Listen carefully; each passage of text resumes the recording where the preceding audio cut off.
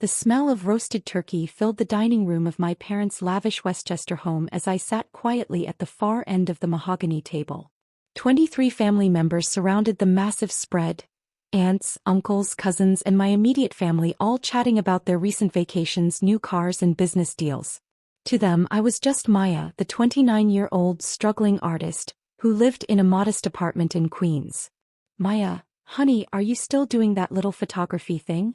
Aunt Linda asked with a patronizing smile, cutting into her prime rib. "When are you going to get a real job?" Before I could answer, my older brother Derek jumped in. "She's been finding herself for 5 years now. Some of us have actual responsibilities."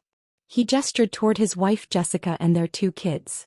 "I've got a family to support, a mortgage, college funds to think about." My parents nodded approvingly. Dad, Richard Blackwell, owned 3 successful car dealerships across New York. At 58, he was used to being the patriarch who controlled everything and everyone. Mom, Patricia, spent her days at charity galas and country club luncheons, always dressed in designer outfits that cost more than most people's monthly rent. "Speaking of responsibilities," Dad said, setting down his wine glass with authority. The entire table grew quiet. "Patricia and I have been discussing Maya's situation." My stomach tightened, but I kept my expression neutral. I'd learned long ago not to react to family drama. "We've been supporting her lifestyle for far too long," Dad continued, his voice carrying that boardroom tone he used when making business decisions. "The monthly allowance, the apartment rent, the car payments, it's time for tough love."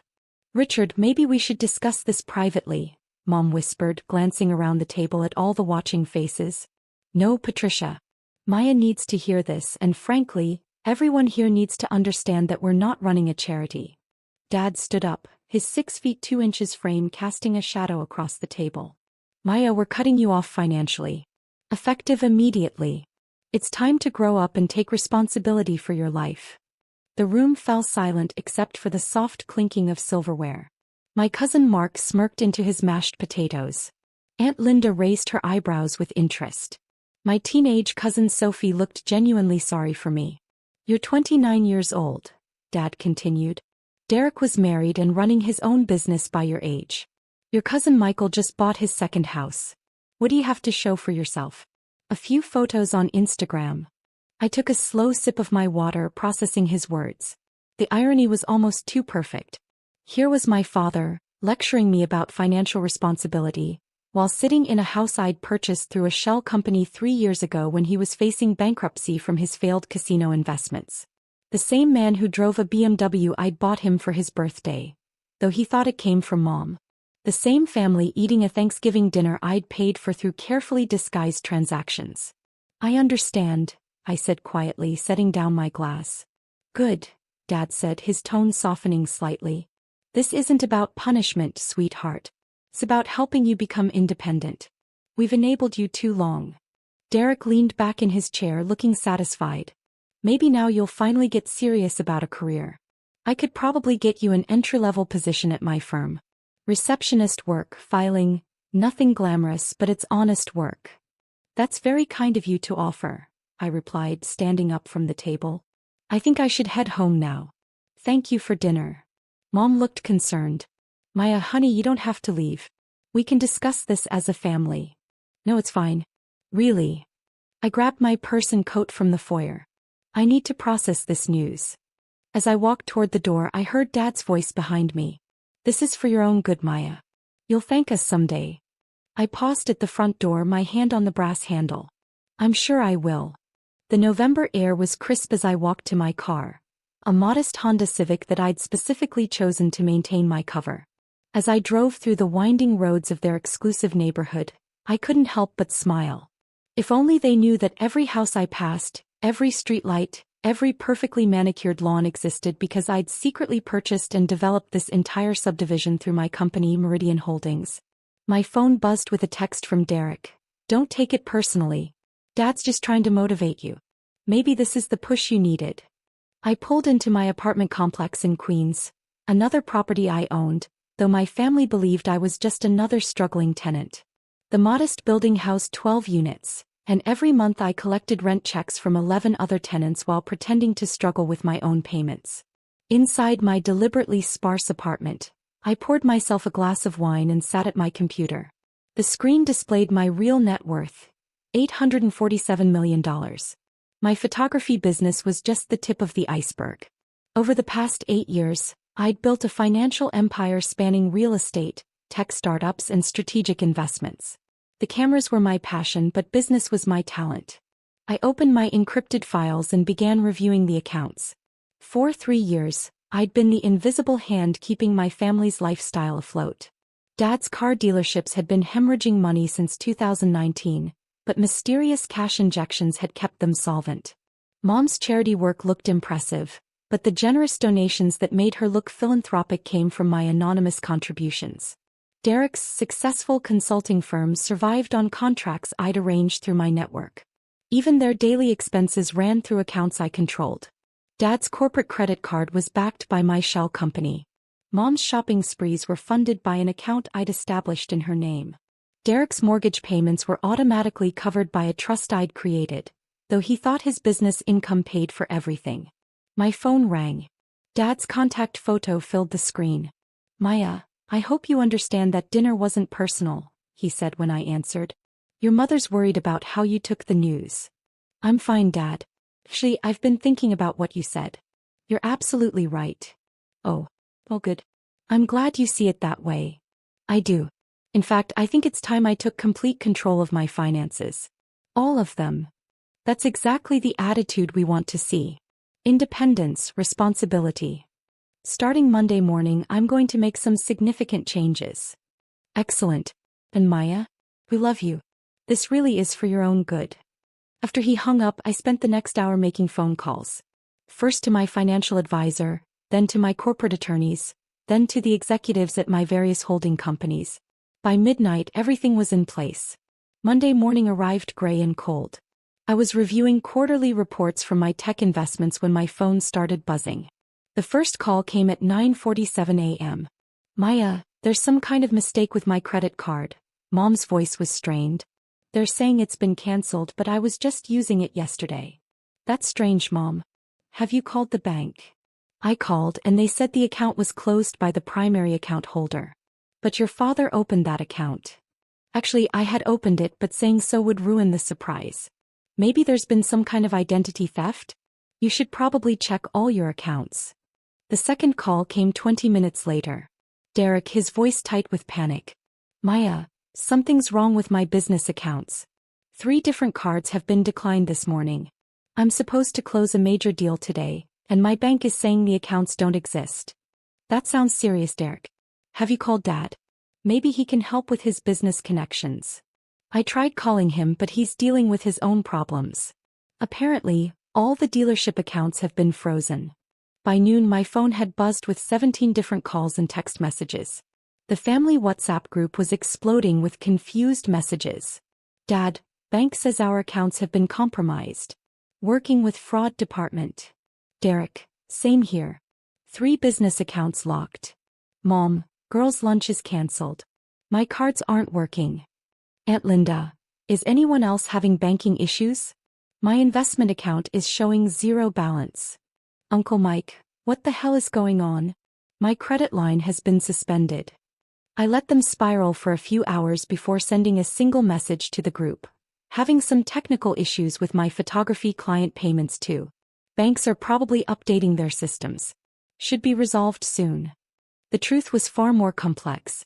I hadn't actually closed their accounts. I'd simply revoked my backing of them. Dad's dealership accounts appeared frozen because the hidden credit lines I'd established were no longer available.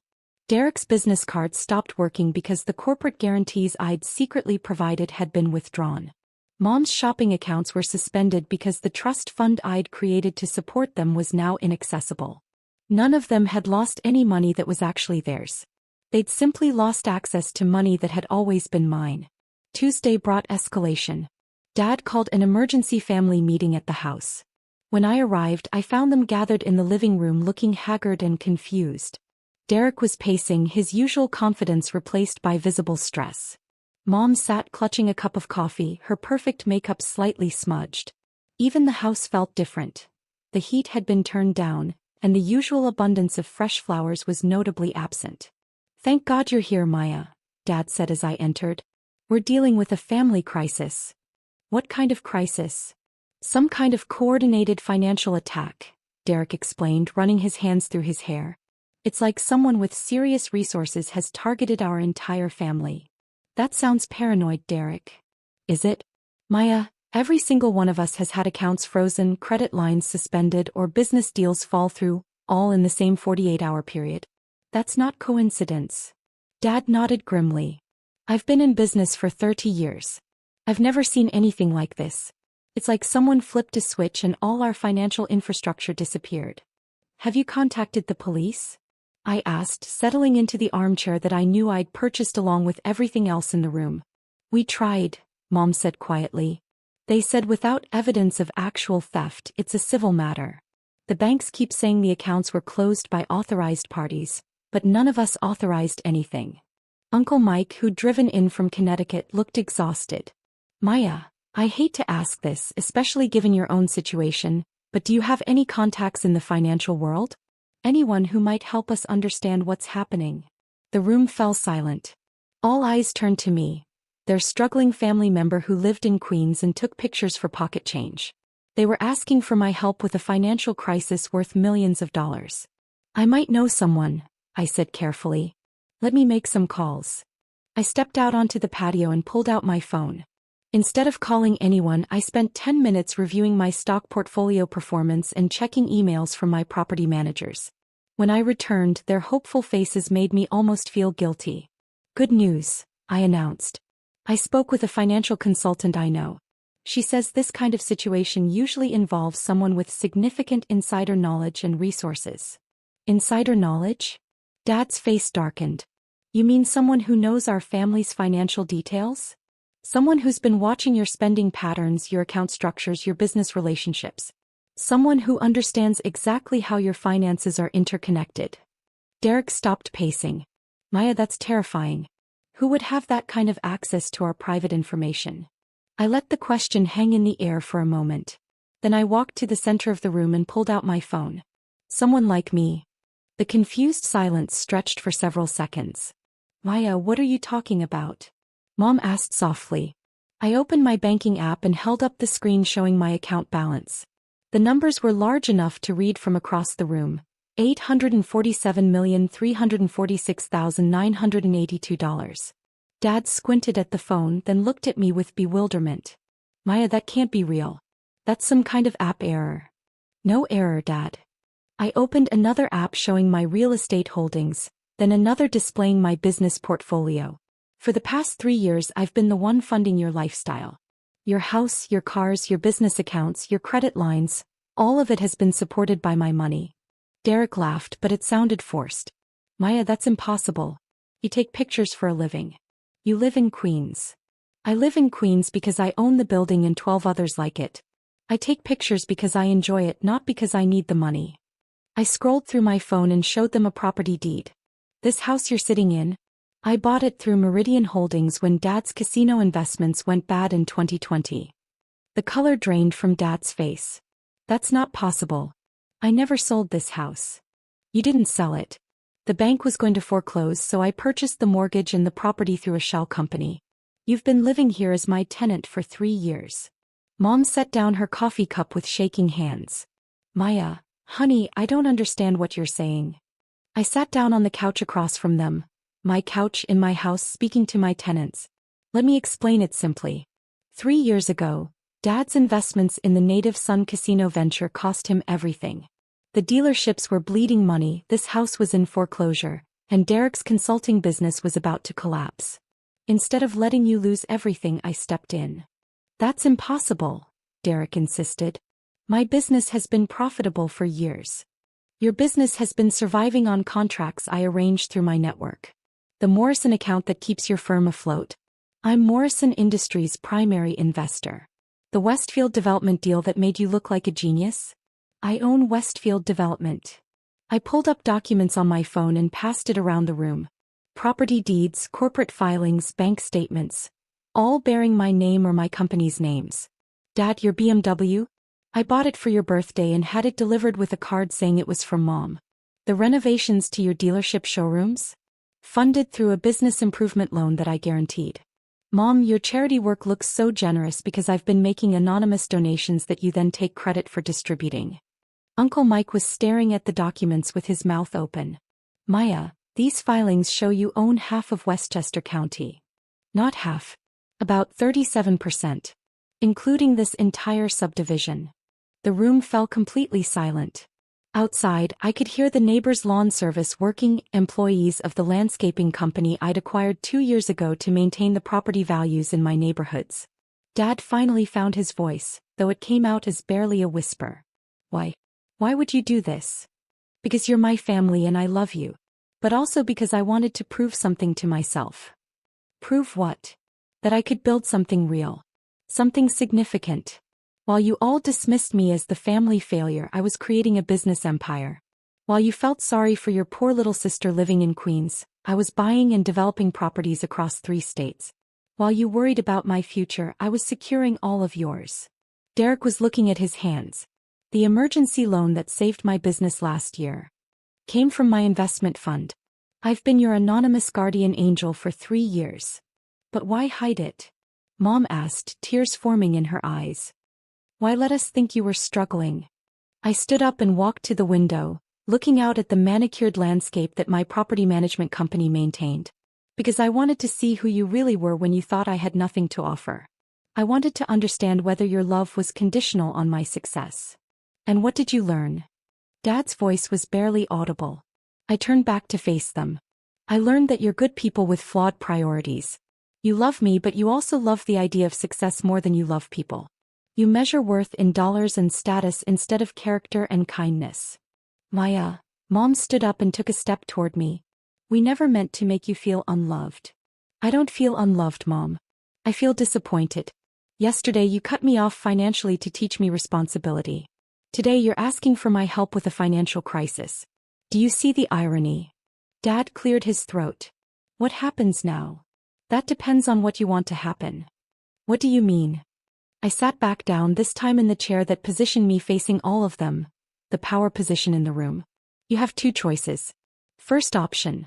I can restore all your accounts and credit lines exactly as they were. You can go back to your lives and I'll continue secretly funding your lifestyle while pretending to be your poor relative. Nothing changes. And the second option? Derek asked quietly. We start over. Honestly. I stop hiding my success and you stop treating me like a failure. I'll help you build genuine businesses and real wealth, but it will require work, humility, and treating me as an equal partner, not a charity case. Uncle Mike leaned forward. Maya, I don't understand. How did you build all this? Where did the initial money come from? Remember my college internship at Goldman Sachs? The one you all said was just filing papers? I wasn't filing papers. I was learning investment strategies and building relationships. When I graduated, I used my savings and a small loan to make my first real estate investment. I bought a foreclosed property in Brooklyn, renovated it, and sold it for triple what I paid. That's actually brilliant, Derek admitted. I repeated that process 12 times over 2 years, each time reinvesting the profits. By 2018, I had enough capital to start acquiring larger properties and making business investments. The photography was always my passion, but business was my talent. Why didn't you tell us? Mom asked. At first, I wanted to prove I could do it alone. Then when Dad's casino investment went bad, I realized I had an opportunity to help while also conducting an experiment. What kind of experiment? I wanted to see how you'd treat me if you thought I was unsuccessful versus how you'd treat me if you knew I was wealthy. The results were educational. Dad stood up and walked to the window, his back to the room. We failed your test, didn't we? It wasn't a test with pass or fail grades, Dad. It was research. And what I learned is that you're capable of growth. He turned around and I saw something in his expression I'd never seen before. Genuine humility. Maya, I owe you an apology. We all do. We judged you based on appearances and assumptions instead of really seeing who you are. The question is, what are you going to do with that information? Derek looked up from the documents he was still studying. Maya, if you're willing to help us start over honestly, I'd like to learn from you. Really learn. Not just take your money but understand how you think about business. Same here, Uncle Mike added. I've been running my construction company the same way for 15 years. Maybe it's time for new perspectives. Mom walked over and sat beside me on the couch. Honey, I'm proud of you. I'm proud of what you've accomplished, and I'm ashamed of how we've treated you. Can you forgive us? I looked around the room at my family, flawed, proud, but ultimately redeemable people who just learned a difficult lesson about assumptions and love. There's nothing to forgive, Mom. But there's a lot to rebuild. Where do we start? Dad asked. I pulled out my phone and opened my calendar app. We start with honesty. Tomorrow morning, 9 a.m., my office in Manhattan. You're going to see what I've actually built, and then we're going to figure out how to build something together. You have an office in Manhattan? Derek asked. I have the top 3 floors of the Meridian Tower. The building with my name on it. Dad sat down heavily in his chair. Maya, how did we miss this? How did we not see what you were building? Because you were looking at the wrong things. You saw the modest apartment, the old car, the simple lifestyle, and you assumed that was the whole picture. You never asked about my goals, my strategies, or my dreams. You just saw what fit your expectations. And now? Mom asked. Now we find out if we can build something better. Together. I stood up and gathered my purse and coat. I'm going home to prepare for tomorrow's meeting. You should do the same. And Dad? Yes. The heat in this house is controlled by a smart system I installed last year. I've turned it back up to a comfortable temperature. Your electricity and utilities will continue working normally. As I reached the door, Derek called out, Maya? Thank you. For everything. For saving us, for teaching us, and for giving us another chance. I paused at the threshold of my house, looking back at my family sitting in my living room, processing the revelation that their struggling artist daughter was actually their secret benefactor and business mentor. Don't thank me yet, I said with a smile. Wait until you see what we're going to build together. The drive back to Queens gave me time to process the day's events. My phone buzzed with text messages throughout the evening. Derek, I keep looking at those documents. I can't believe what you've accomplished. I'm nervous about tomorrow but excited to learn. Mom, I love you, Maya. I'm sorry it took a crisis for us to really see you. Dad, I've been thinking about what you said. You're right about our priorities. Tomorrow is a new beginning. Uncle Mike, Maya, I've been in construction for 20 years and I never thought to ask my niece for business advice. My mistake. Looking forward to learning from you. That night, I sat in my apartment. My deliberately modest apartment that had been my base of operations for building an empire, and planned our family's future. Real estate development projects that could utilize Uncle Mike's construction expertise. Consulting opportunities that could showcase Derek's actual skills rather than rely on my connections. Investment strategies that could teach Dad genuine wealth building instead of gambling on casino ventures. For 3 years, I'd been their invisible financial guardian. Starting tomorrow, I'd be their visible partner, mentor, and collaborator. The family that had cut me off financially on Sunday would be starting their real financial education on Wednesday. And for the first time in years, I was excited to see what we could build together.